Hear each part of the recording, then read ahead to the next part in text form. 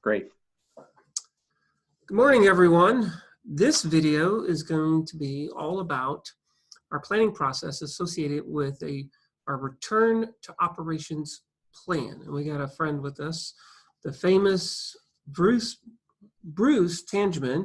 He is our Vice President of Human Resources. Good morning, Bruce. How are you? Good morning, Paul and everyone. And I don't know if I'm famous or maybe infamous. So, well, we're gonna choose to think of you as famous because you have really one of the most complex jobs at the college, and that is to keep up with all of our human capital, our human, our most probably important thing about our operation is not our buildings and not what's inside the buildings, but it's the people. It's the people that make all the wonderful things happen at the college. And I can honestly say this. You are one of the just amazing people, amazing person to work with, and I've really enjoyed working with you over the last 6 years. So, Bruce, why don't you tell us a little bit about this whole planning process associated? You're on this group associated with the return to operations. We're going to do it in a safe, smart way, but we're going to do it in a way that we're going to be able to not only kind of come back to operations, but stronger, smarter. It's really a wonderful planning process that we're going through, and you're an important part of what's called the executive policy team, which is kind of helping with decision making as it relates to COVID-19 and the associated plan. So tell us about that planning process.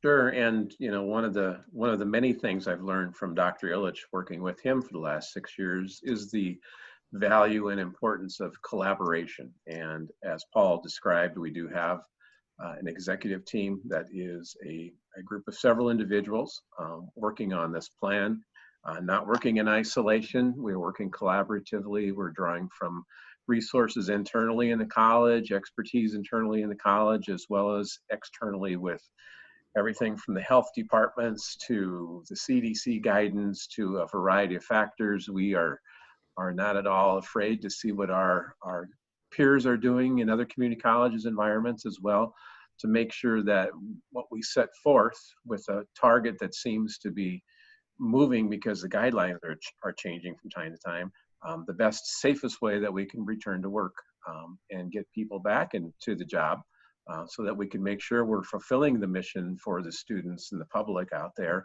in a safe and practical way. So Bruce, as you know, the college has never closed. We have been operating, all functions continue. We're enrolling students. We have over, I think we're approaching 2,300, maybe up to 2,500 students already enrolled for the fall, still almost 100 days out from registration. We have over 3,000 students enrolled for the summer. So we are absolutely moving forward. In fact, we're looking at new opportunities that are likely to present themselves, new student population that will have an interest in the community college because of our affordability, our high quality, and our practicality.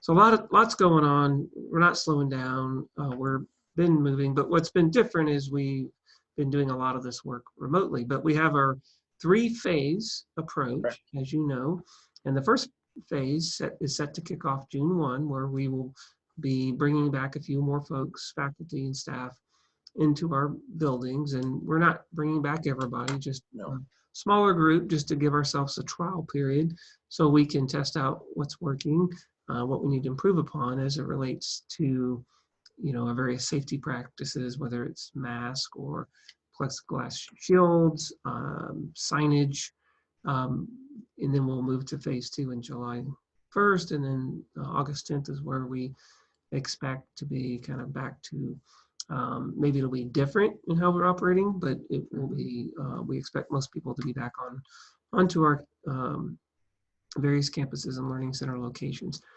What do you want to tell us about in terms of that first phase? The first phase is as you described, it's going to be a slight ramp up from where we're at today. And it's going to be something that's driven through adherence to our guidelines and safety protocols, but also something that'll be supervisor oriented, in that we want to have those individuals who feel that they're comfortable and ready and able to safely work. If there's an opportunity for them to be able to do that, to work with their supervisors, to be able to come back to work on some sort of limited basis in the office. It still may be a hybrid role where they're working remotely part-time, coming in the office part-time, but it's going to be very limited because, as you described, we want to make sure that we are able to adhere to all of the requirements and work through this properly so that when we get to phase 2, which will be a slight increase in the number of staff that'll be able to access the campus, that we can still maintain all of those protocols. But again, it's supervisor driven. The supervisor will be very involved with campus directors, also with the team that you've described earlier, to make sure that we're not overwhelming our system right away with return. Bruce, one of the things, thank you for that. One of the things that when I came here, I believe we only had 2 people in human resources for approximately 1,200 employees and 10,000 plus students. And I remember you were just pretty much overwhelmed. There wasn't, you were doing all the forms, and it was just very difficult for you to have, your area to have a lot of functionality that you normally see. That's all changed with our new strategic plan back in 2015. I think, how many HR folks do we have now? We have 5 full-time now and 1 part-time individual. Yes, at the beginning when I started in 11, I was I don't know if I would be, I was not being the envy of the other community colleges because they were half our size with 3 times our staff. And it was just not, yes, we were able to get the day-to-day work done that was needed, but it didn't create the kind of environment where it allows us to do things that we can do today when we're growing, we're innovating. I bring that up because I want everyone to know that we are staffed up now.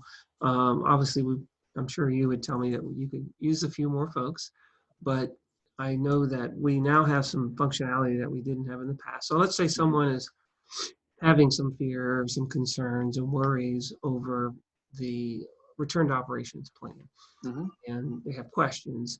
Is it fair to say that you and your staff have an open door, that that's what you're there for? People can reach out to you, send you an email, whether it's you or Sarah Kramer or Kim Shirk, whoever happens to be, they can contact HR and say, I have questions, and they can talk to you in a very confidential way without any concerns about sharing beyond just the conversations that you're having. Is that an accurate statement?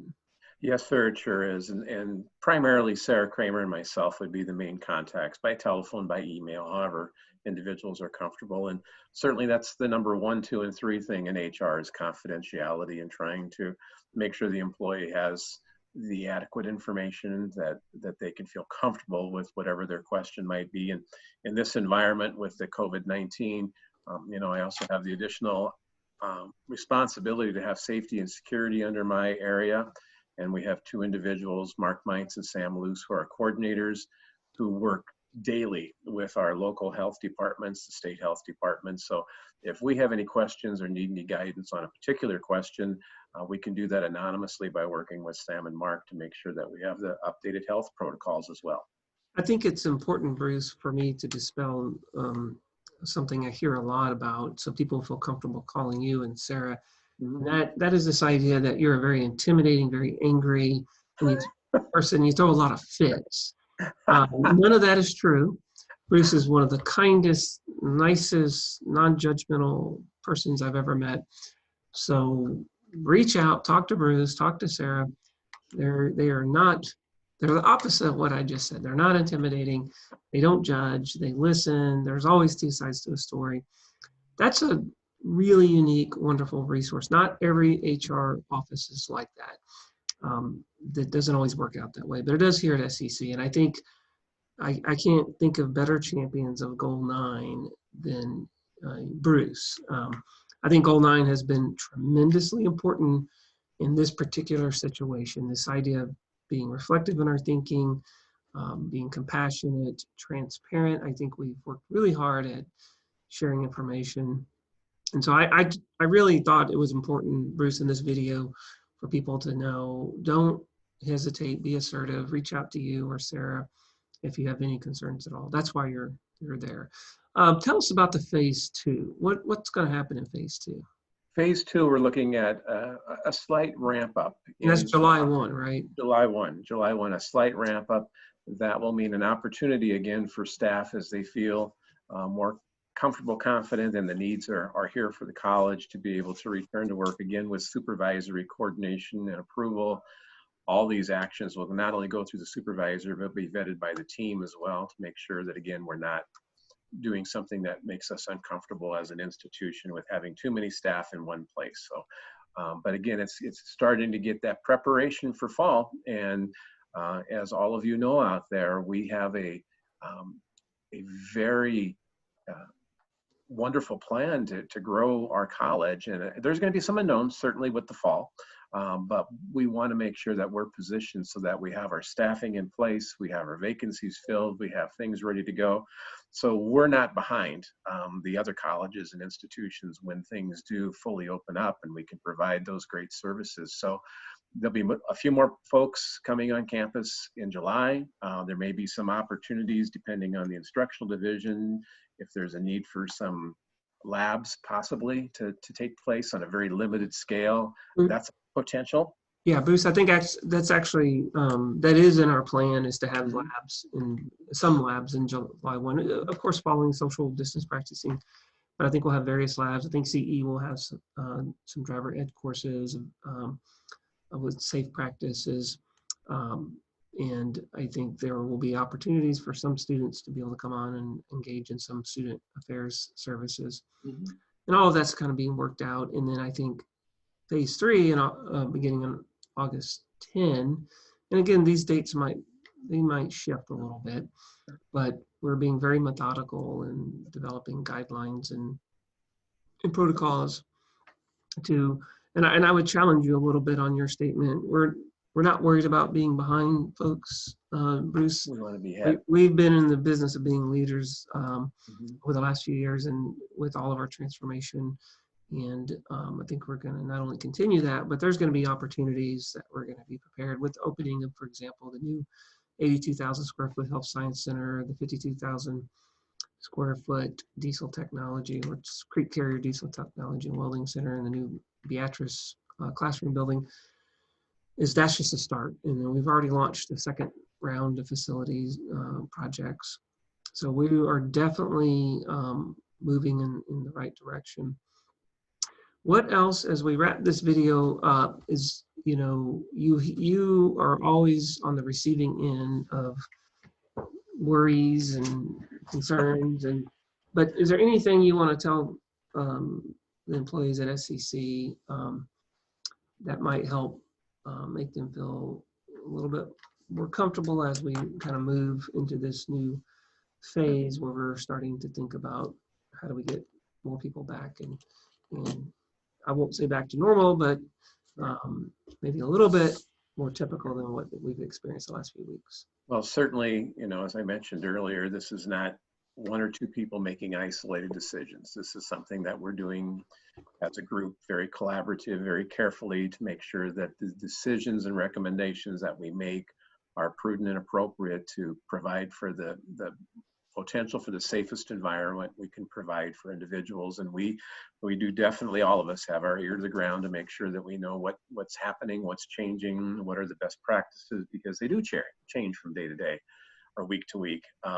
There's a value, I think, in an opportunity to be able to come back to work. I know people have been doing a great job working from home, but it's tough. I don't have the skill set that Paul had to be a psychologist to know, but I know that there is, at least for some individuals, potential negative impact of being isolated for long periods of time, and the ability to be able to come back into the work environment and be even as productive, if not more so than they have been now, because it is a little challenging at times, challenging for me at times to be as productive, to be distant from my office environment. I think that we want to recognize that and try to make sure people can be assured we're going to do everything possible to be as safe as possible, but we want to work with everybody in stages to make sure that rollout is appropriate and serves everyone the best possible way. Well, Bruce, you've been awesome, not surprisingly so. I've only expected that, but I think I already feel more comfortable. See, you're doing a good job. Great, thanks. I would say that not just for some people, Bruce, I would say it's not healthy for most everyone.